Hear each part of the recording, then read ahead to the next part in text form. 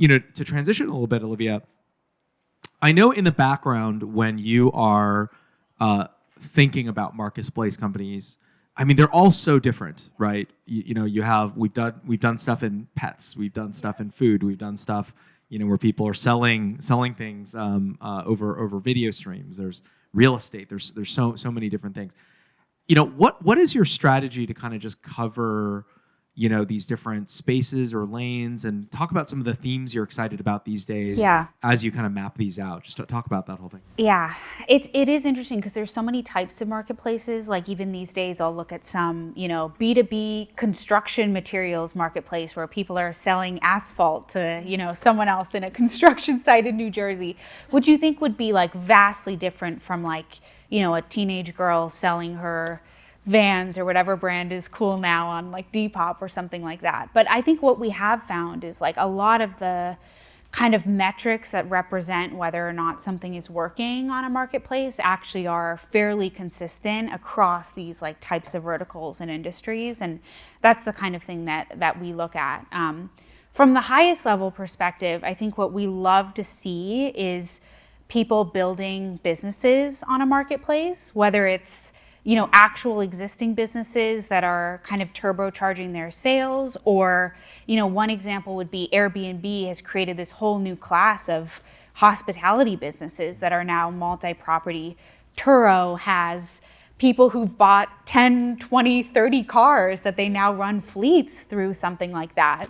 Depop, as an example, there's now teenagers who go to Goodwill every weekend and rifle through all the bins, and they sell, thousands of dollars worth of inventory every month. And so I think that once you have people building businesses on your marketplace, they are kind of driving your growth for you, like the flywheel is really going.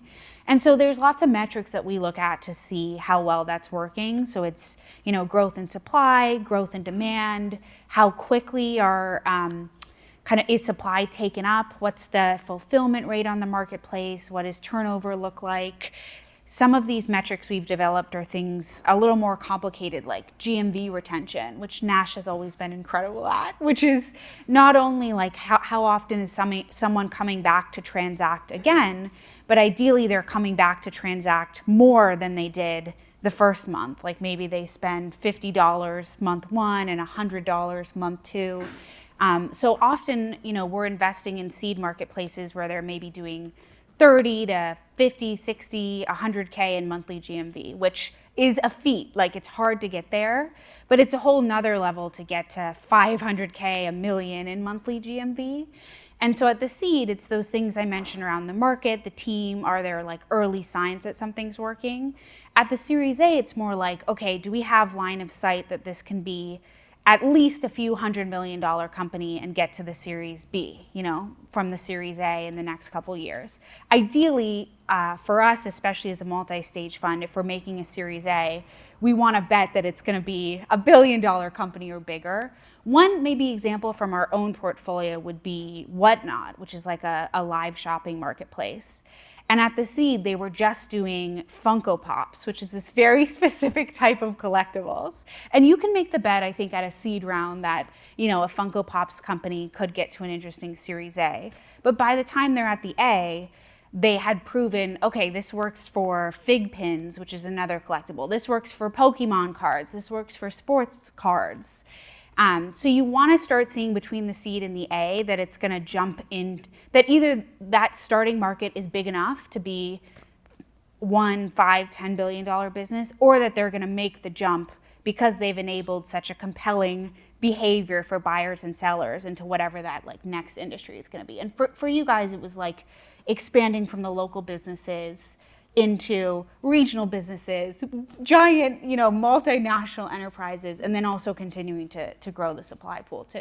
Yeah, and I think that this is also one of the biggest head fakes in the marketplace industry that I think investors who are untrained can easily kind of be deceived. I mean, there's actually a really funny email exchange between Fred Wilson from Union Square and Paul Graham of Y Combinator.